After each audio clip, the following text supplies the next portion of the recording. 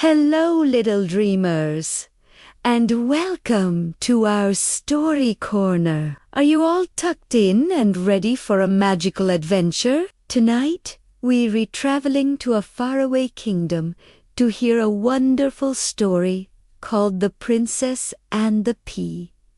So, snuggle up, get cozy, and let your imagination take you away. Once upon a time, in a grand castle, surrounded by sparkling rivers and lush green forests, lived a handsome prince. This prince had everything a person could wish for: a kind heart, a loving family, and a whole kingdom to call his own. But there was one thing missing from his life. He longed to find a true princess to be his wife. The prince traveled all over the world.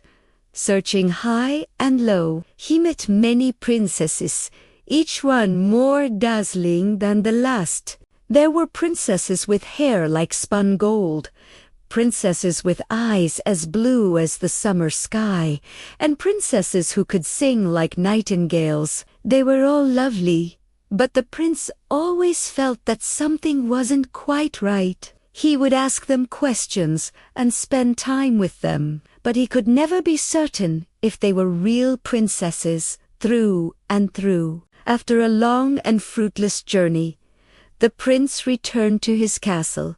Feeling quite downhearted, he sighed to his mother, the queen. "I've met so many, but how can I know for sure if one is a true princess?" One evening, a terrible storm raged outside the castle walls. The wind howled like a hungry wolf, the rain hammered against the windows, and thunder boomed so loudly it shook the very foundations of the castle. It was a dreadful night, not fit for anyone to be out. Suddenly, in the midst of the roaring storm, there was a loud knock at the castle gate. Kerthump, the old king himself, went down to see who could possibly be out on such a frightful night. When he opened the heavy wooden gates, he found a young lady standing there, looking completely drenched and forlorn. Rain streamed from her hair and clothes, running in rivulets from the tips of her shoes. She looked nothing like the polished princesses the prince had met on his travels. Yet, through her shivering and dripping state, she looked up at the king and said with a gentle voice, "I am a real princess."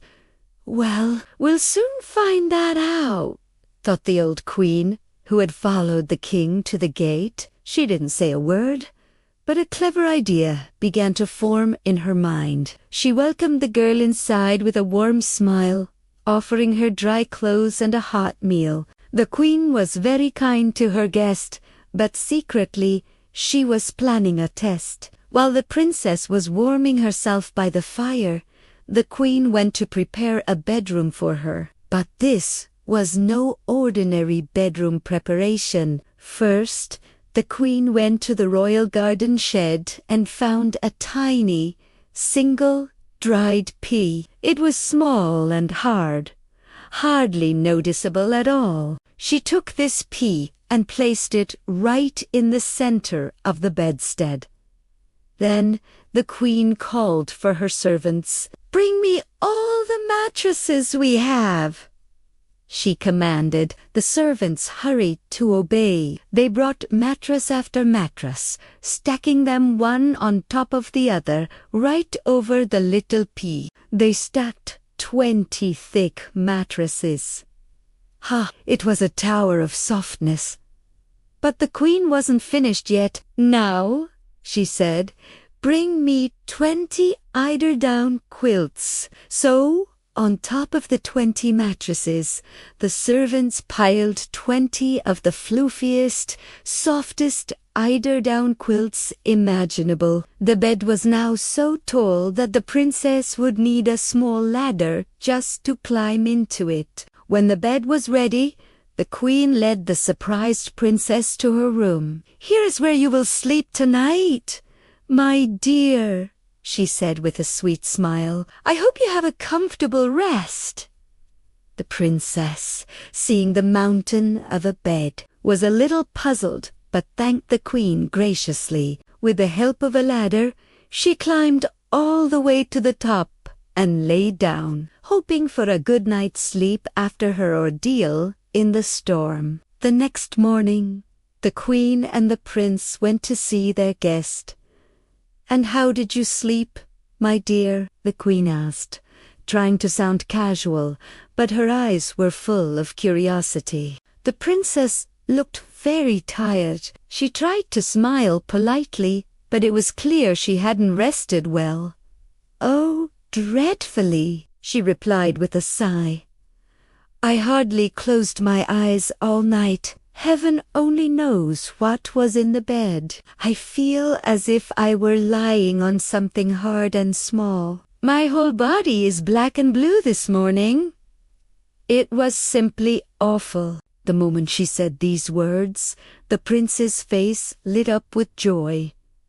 The Queen clapped her hands in delight. They knew at once that she was a real princess. Why?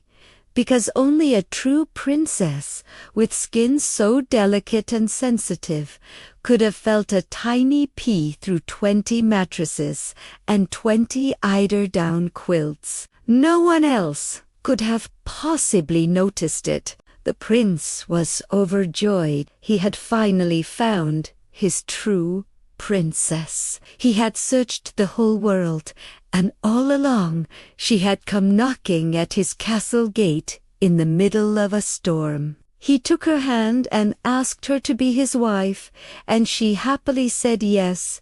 The wedding was the grandest the kingdom had ever seen. And what happened to the little pea? Well, it was considered so important that they placed it in a museum. It was put inside a glass case on a velvet cushion for everyone in the kingdom to see. And if nobody has taken it, it's still there to this very day. And so the prince and his true princess lived happily ever after, ruling their kingdom with kindness and grace. It just goes to show that sometimes the truest things are not what they seem on the outside, and real quality can be found in the most unexpected ways. Thank you for joining me for this wonderful story. I hope it brings you sweet dreams and a peaceful night. Don't forget to join us again for another story time adventure. Good night and sleep tight.